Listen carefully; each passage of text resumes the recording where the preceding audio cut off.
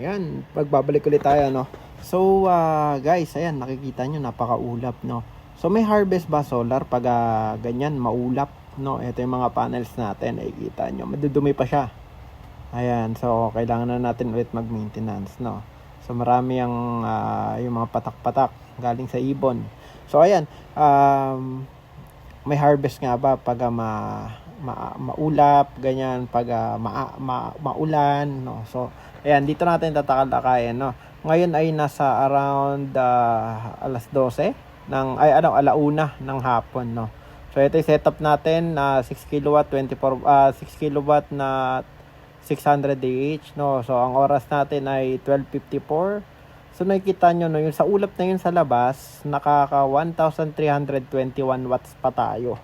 No, so meron tayong 584 na consumption, tapos yung natitira sa battery siya. Pero ayan, no, kalahin mo yun, naka-manage pa tayo sa 600 AH natin, naka 91% pa tayo, naka-harvest tayo ng 11.1 na kilowatt hour, no. So yan yung sa ano pa lang natin dito sa hybrid pa lang yan, no.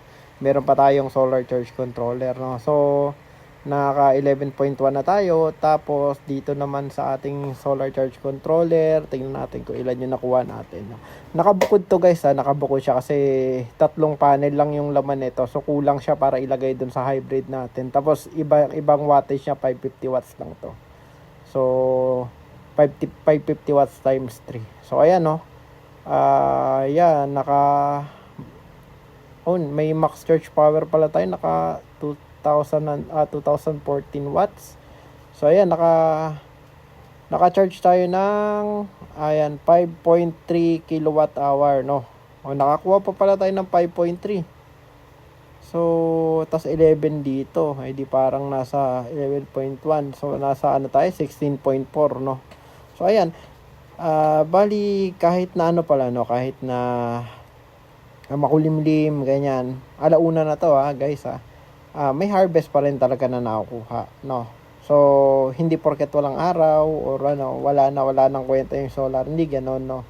Hanggat may araw or may light, sunlight, kahit natakpan niya ng ulap, is may harvest pa rin yan. Tapos actually mas gusto nga minsan yung ng panel yung hindi sobrang tirik ng araw, mas siya, higher yung efficiency pag ganoon, pag hindi tirik na tirik yung araw. Alright guys, yan yung ating solar setup. So maraming salamat. Ulit kayo ng ating next video. Okay. Bye!